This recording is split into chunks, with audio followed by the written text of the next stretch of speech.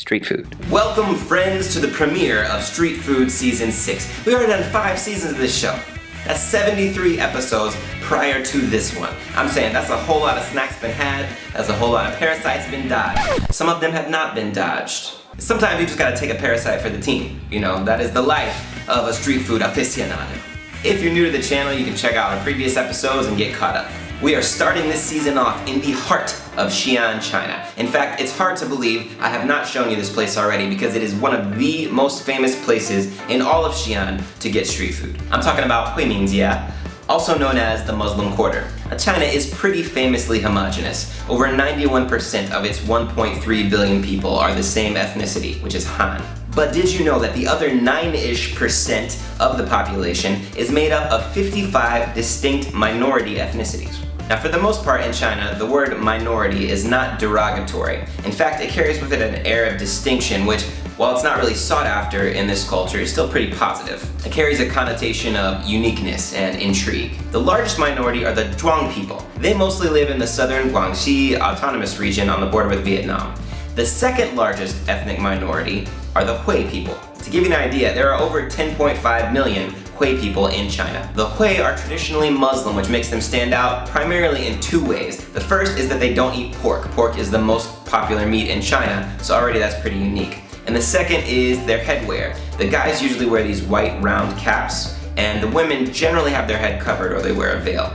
Now, these are generalizations. Not all Hui people are Muslim, not all Hui people cover their head. In fact, some of them even eat pork, but that's rare. Among the Chinese ethnically Muslim minorities, the Hui are the most spread out through all of China. But the most concentrated groupings of this ethnic minority are still in the northwest. Another interesting fact is that the Hui are the only Chinese minority who don't have a uniquely associated language. It's probably due to the fact that they're spread all throughout China, so mostly they just speak Putuan Mandarin.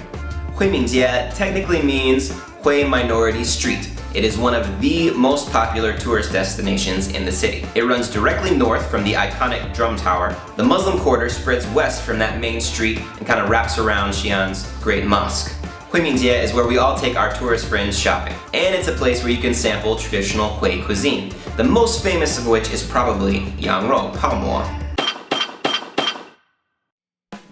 Pao Mo is on the list of the top 5 quintessentially Xi'an foods. Now, it's more expensive if you buy it on the strip, but it's also arguably more authentic if you buy it here. There are several stalls on Hui Min Jie claiming to be the spot, but they're all about equal in my opinion. Yangrou means lamb meat, so the essence of the dish is mutton. There's also some rice noodles, a few vegetables, a healthy amount of ground up Sichuan pepper.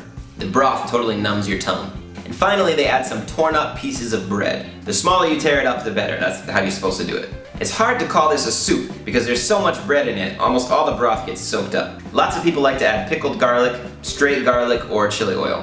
All of these flavors come together. It's a really unique take on mutton. It's best in the winter because they serve it super hot. Still to come this season, we will be visiting Guangzhou, Xinjiang, Hefei, Tunxi, and we will be visiting one of China's most beautiful mountains, Huangshan.